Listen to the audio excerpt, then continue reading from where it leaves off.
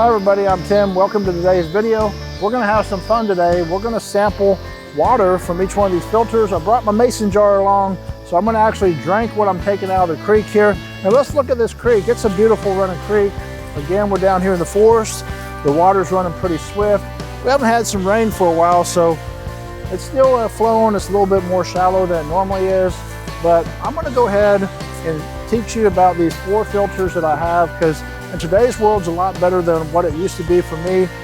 My only option used to be to dip a cup in there, put it on a fire, and boil it for about 30-45 minutes before I could drink it. And the other option was I could collect some water and I could put one of these iodine tablets in the water, but I'm still waiting about 40-45 minutes before it's safe for me to drink it. But these options that I brought here today, you can immediately drink right out of them. And if you're not comfortable with doing that, you can still drop an aqua tablet in it, but that's going to be a lot of redundancy, and maybe some cases that might be smart. But each one of these filters has their place.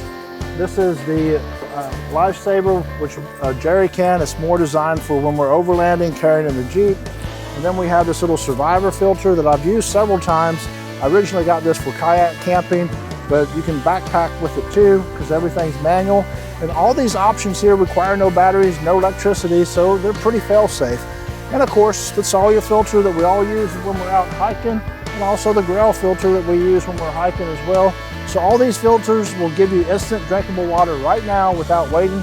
So I'm gonna get down here, I'm gonna take some samples, let you guys watch me, and then I'll tell you what I think about each one. So let's get started. And the very first one we're gonna try today is what we carry a lot when we're out hiking and backpacking. Is the Grayl.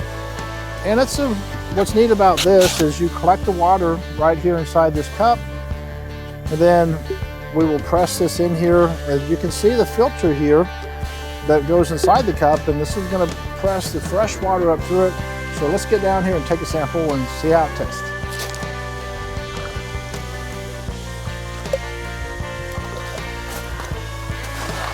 All right, so we got our sample collected. And the next thing we're going to do is first we have to loosen this cap up just a little bit, or you can take it off, either one. And then we're going to just start pressing this in here. There's a couple different ways we can do it. We can get it on a flat surface like this and just start pressing it straight down in there. And what it does, it takes the water that's inside the cup and it starts forcing it through this filter. And once that's done, it's collected inside the jug here, so you can see the clear water in here. And I'm going to pour some in a mason jar that I brought with me today, just so we can kind of get a look at it and see how clear it is. And that looks really good. There's no odd smell to it. I'm going to just take a drink out of the filter here and see what I think. That tastes good. I'm happy with this. I'd say this is a good way to collect water, especially when you're out. So we give this one a good rating. And it's just, I don't see anything floating in it. It just looks pure as can be, so good for the Grayl.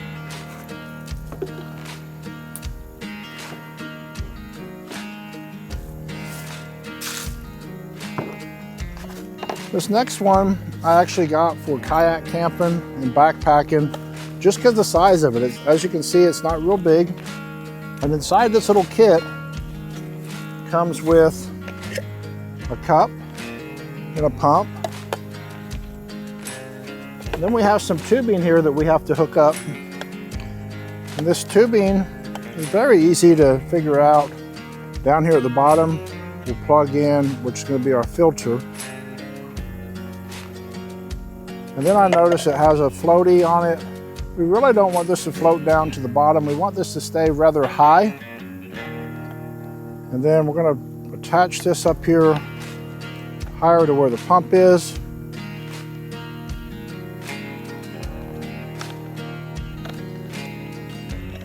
And now what we have to do is we have to let this float. And as we do that, I'm just going to go ahead and use this cup that comes with it. And it has a clip on here to where it will hold on to it, so it will go down inside here. So let's go ahead and lengthen that a little bit so I can make sure it goes in there. And let's see how it works. Okay, we're gonna go back out here to the stream. I'm gonna take this, I'm gonna throw it out in here and let it float. Let's get it out a little further. I'm gonna put this cup down on the rocks a little bit. That way it doesn't fall over while we're putting water in it. This wants to keep floating back over to the bank. I may give this just a little bit more line here. This water is going pretty fast though. I'm gonna start pumping it.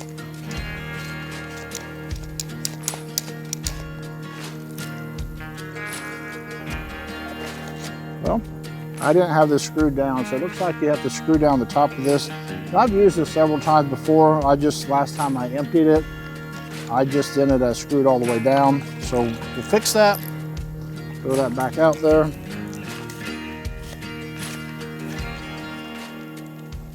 Yeah, it floated back up again. What am I doing wrong?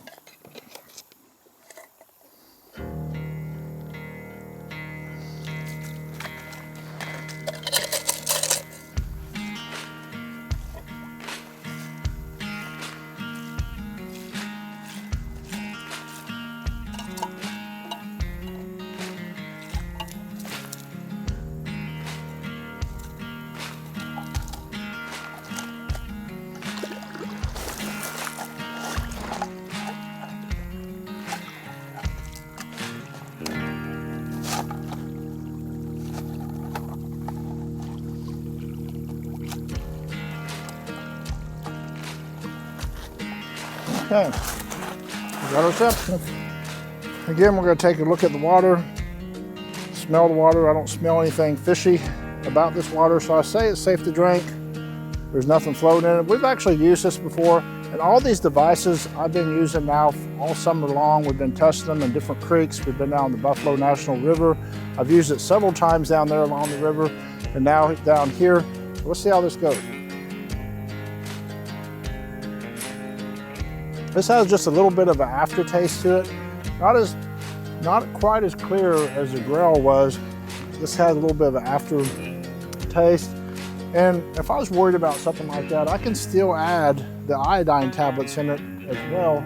But it doesn't taste bad, but has a little bit of a kind of a salty aftertaste. But outside of that, it's clear. Don't really smell bad or anything. So I say this is still, it's been good for us in the past to drink. We've used it in the ready-to-eat meals already where it's dehydrated, you just add the water, so it's been working great for that. Well, next up is our LifeSaver. I've been using this now for about 3 years. This is really neat. And the cool thing about this is it's pressurized.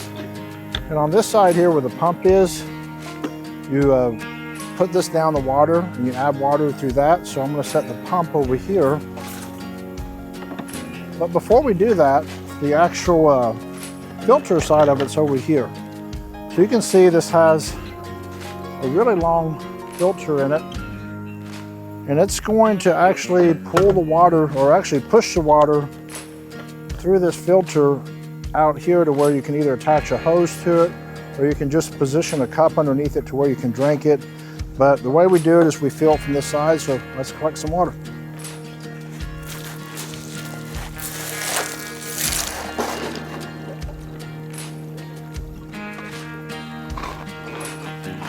Okay, we're just going to collect a little bit.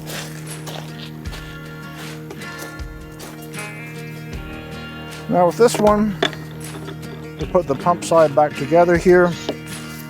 We'll give it some pressure. And what this does, it just builds pressure in it, which is going to allow it to push through the actual filter itself to where we'll have drinkable water. And I didn't take that much water in here, so we have a lot of airspace, but if you were to fill this up, you wouldn't have to pump it as many times. Set it up here on the Jeep. Get the mason jar back out here.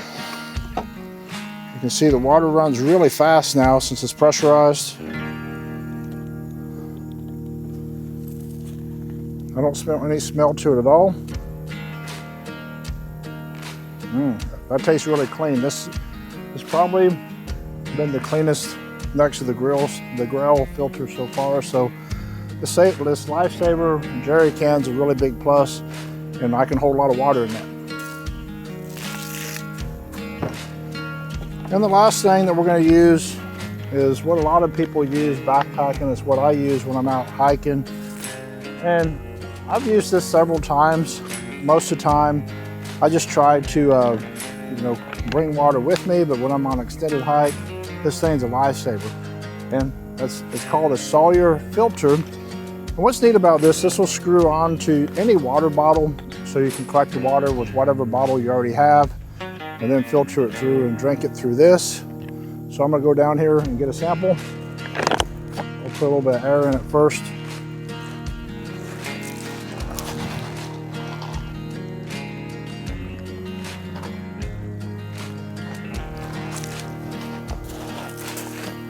And the way this will work, you could either drink it straight out of here, or with this bag, we can pressurize it by squeezing it. We're going to squeeze this directly into the bag through the filter.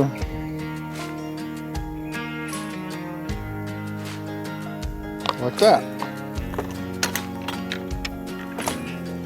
For this one, for whatever reason, there's a lot of bubbles in it. It doesn't have any kind of odd smell to it. It tastes fine, it tastes clean. So that's another one. The only one that really had a little bit of a funny taste was this one here, or the Survivor filter. The Survivor filter had a little bit of a different taste to it. That's been the only one so far, but still the water, came out clean. It looked clean and everything. But I would still recommend it. I'm not sponsored by any of these products at all. This has all been bought with my own money. I just wanted to test it and have vital options for me when I'm out overlanding. So these have been my what I've been using for the last summer with some of these, and the last couple of years with this one. They have replaceable filters, and if you're in a place where there's a lot of particulates and stuff in the water, you can use like a cloth or some mug, and when you collect the water, you can put that over it whenever you scoop it up. I'm really not that worried about it out here where we're at today. The water's running fast enough, it looks clear enough, I'm not too concerned. But if you're out in an environment where it had a lot of stuff floating around in the water with it, I would definitely do that before I would go down and take my sample, just to keep your filters lasting longer. Because these will last a pretty good time. It's still pushing water through it just fine. And the water sources that I collected from have been a lot like this. I haven't worried a lot, but again, if I was in a situation where there's a lot of stuff floating around, I would definitely put something over the spout where I was collecting the water, just to be an extra filter that's taking care of those type of items at the same time. So overall, I'm very happy with all these options. All right, guys, I didn't die. I'm still alive. All the water I feel is very drinkable, and each one of them, they all pretty much taste the same. One tasted just a little stouter, but the rest of them all tasted good. None of them really have a bad smell to it. And I felt very comfortable drinking from each one of these different filters that we tested out. So overall, I'm happy with these filters. I'll continue to use them. I'm not sponsored by any of them. I'm just out here. I bought them all with my own money, and I'm just out here using them just like anyone else would. So I like these. These are good options for you. They may save your life someday when you're in a pinch and you find yourself somewhere where you don't have any drinkable water. So I would always keep at least one of these in my backpack, or keep a couple of them in your overland rig. That way you're covered. So I hope you liked this video. If you did, please like and subscribe to my channel. It really helps me out. And I'll be making some more videos for you guys. So we'll see you in the next video.